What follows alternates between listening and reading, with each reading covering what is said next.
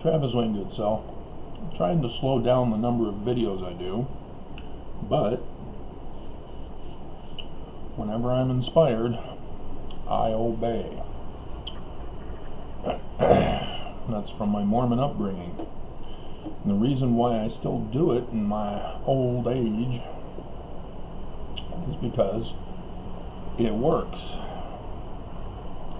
And the reason it works is because it comes from the Mormon hymn, "Do what is right, let the consequence follow." So yes, I got a new song that you've most likely heard.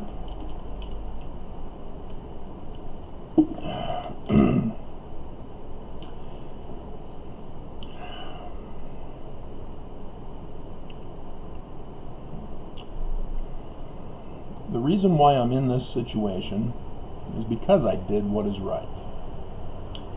I followed that prompting.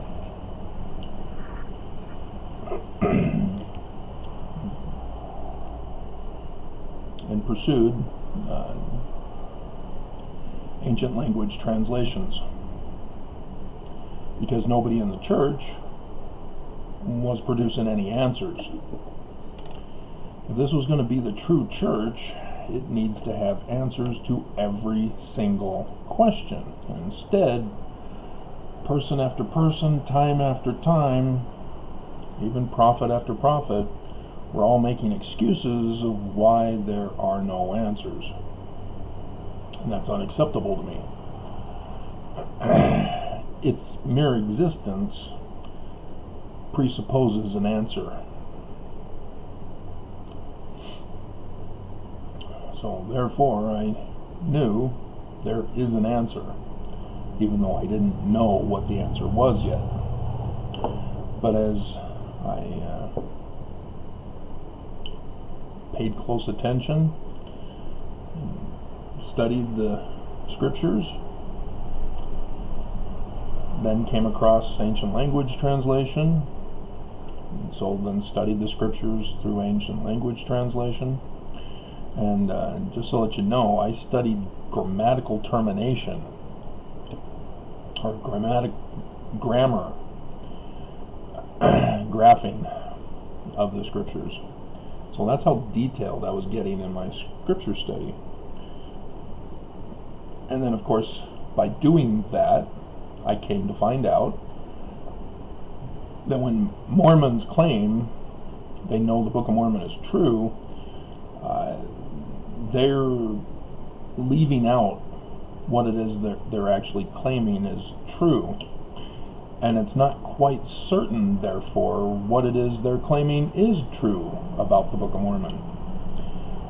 Because the grammar's not true. But then when you have somebody like John Welsh, which is not his name, it's his nickname, come along and say that the reason why the grammar's not true is because it's... You guys should all be staying home. It's coronavirus. You're not doing what is right. We're going to get to that.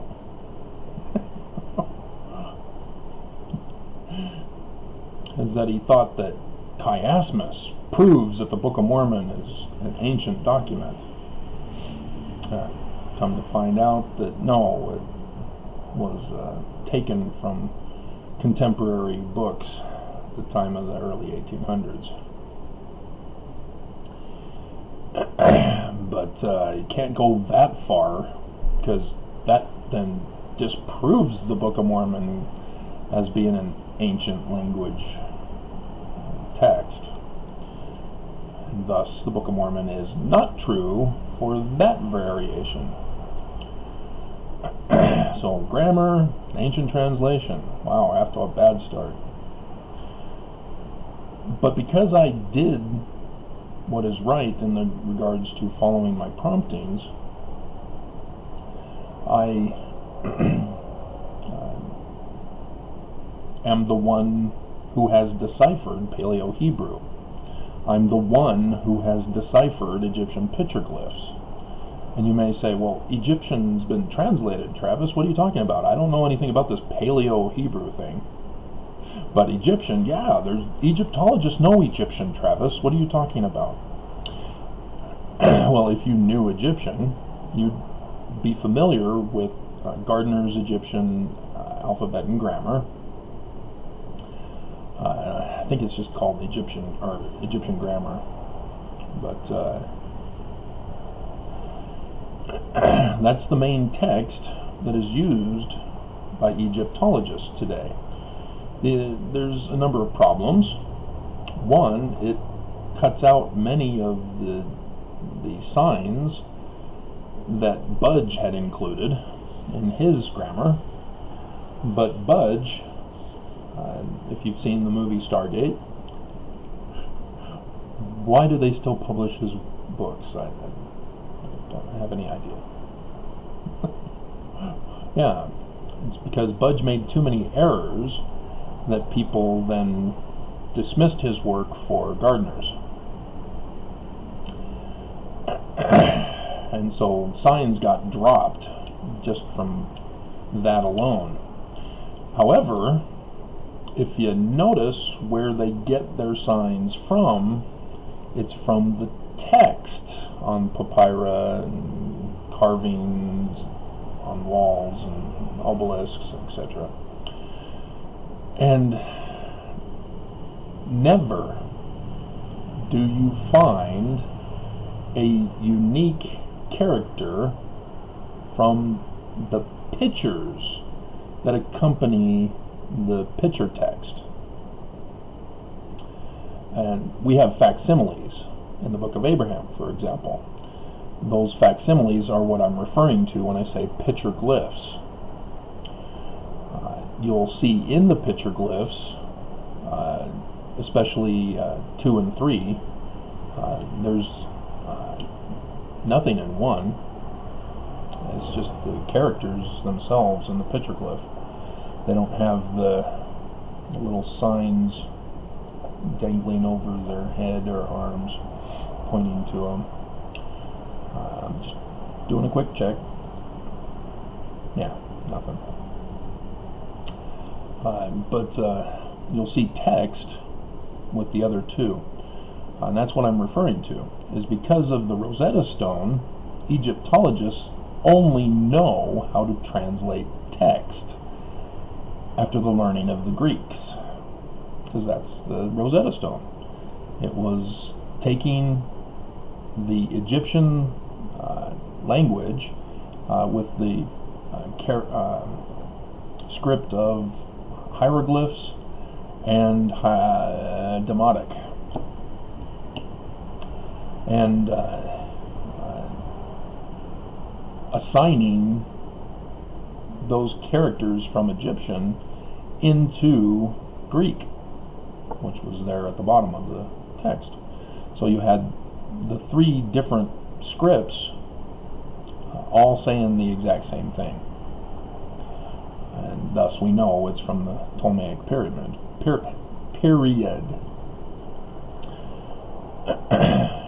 And so Egyptologists have just assumed that there's nothing to translate in, say, facsimile number 1. And so they know the characters. They know that it's Osiris who's lying on the lion couch, as the BYU apologists call it. It's an altar, guys. Altar. It's performed in a temple. Temples have altars that sacrifices the deceased. Altar.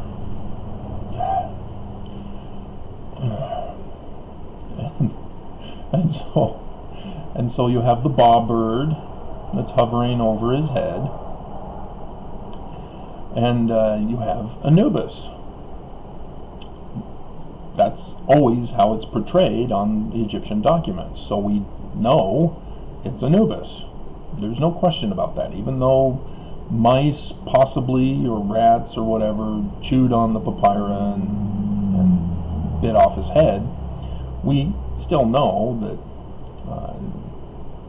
it would have been Anubis with the Anubis mask.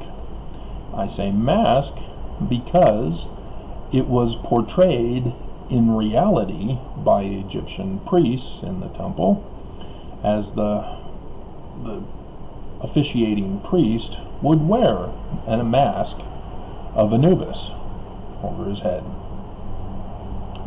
And so Egyptians understood this in multiple different translations. One as the actual gods being represented, and two as the ritual of the temple. But because Egyptologists don't think that this is supposed to be translated, they lose out on all the information that I just gave you just two versions of. Many different versions. And so, yeah, I'm the one who deciphered Egyptian petroglyphs. It was not hard. I walked right into it. And I'm thinking, my goodness, how did these guys miss it? All these generations of Egyptologists, and they still haven't figured it out yet?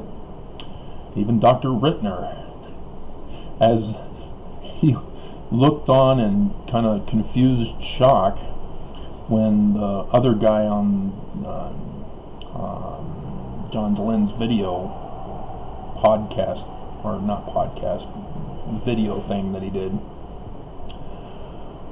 on his Mormon Studies channel, or whatever it's called. I think Mormon Studies is Apologists, whatever his is called. The guy was saying, well, it says right in chapter 1 to refer to this picture, which was at the beginning of the text. And Dr. Rittner was confused. He obviously had never read the book of Abraham. He just looked at the papyri and gave his translation from just the papyri, and did a surface explanation of each of the characters, but was clueless that Joseph Smith was actually translating. Now, the guy was not pro-Mormon. Don't get me wrong on that. Don't go misquoting me. This guy was, I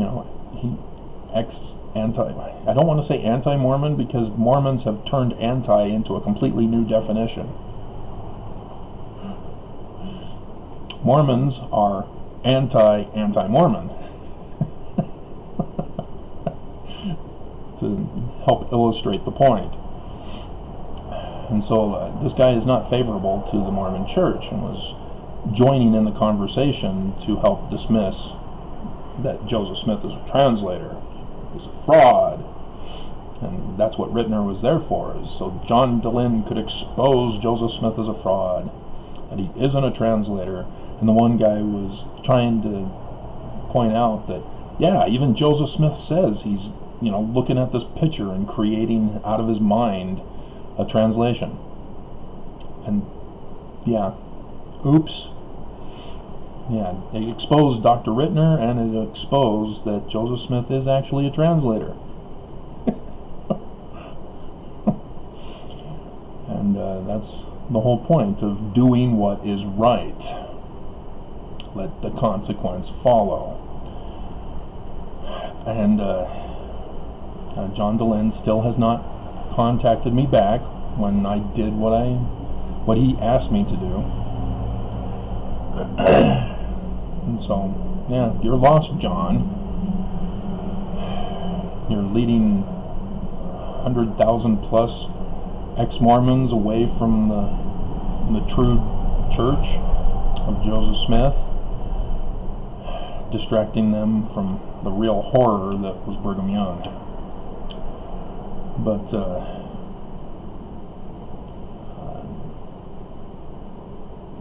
I'm not going to get to it, am I? This turned into a completely different video.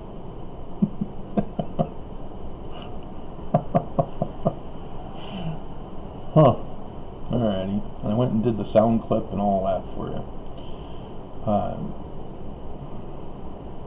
Yeah, because I was going to get into more of the current situation on how we can test by their fruits, because do what is right, let the consequence follow. What are consequences? Well, you plant a seed. What are the consequences of planting a seed? Is it a dead tree, or is it fruit, or is it weeds? You were deceived all along that it's not actually a seed after all. It was a seed for a weed. Seed for weed.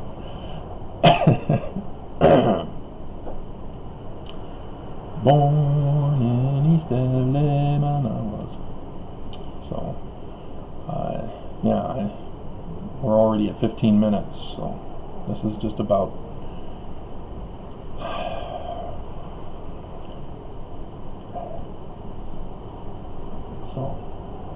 a needle pulling thread.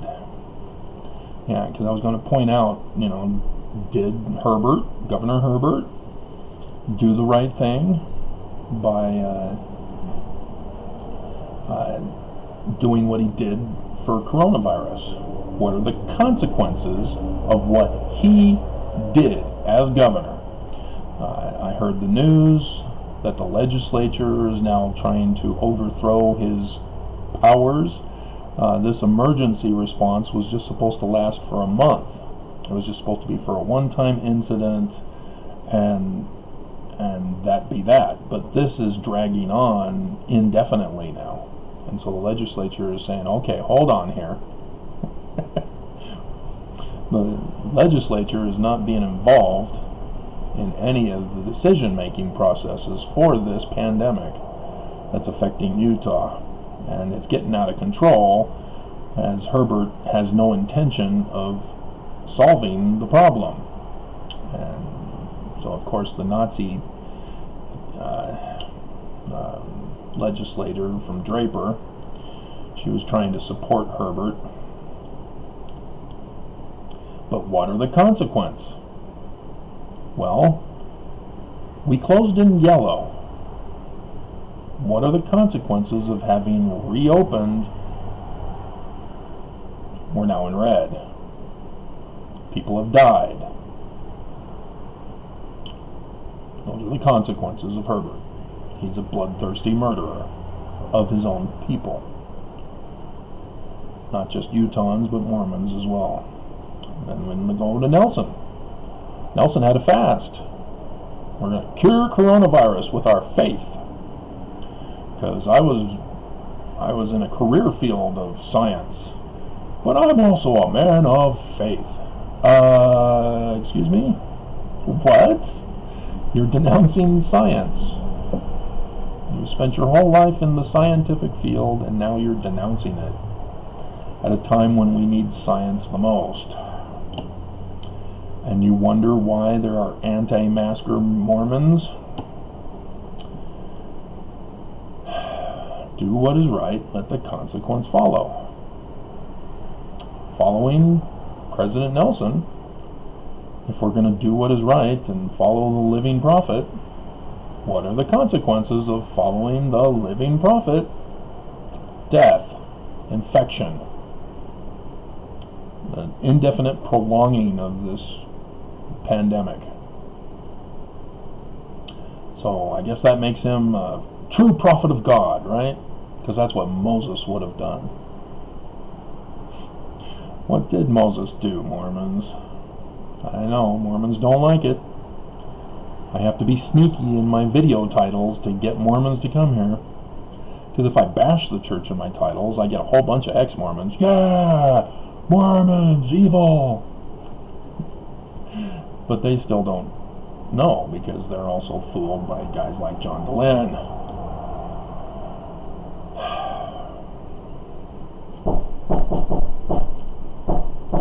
Ross, what are you doing here? So, keep that in mind. Do what is right. Let the consequence follow.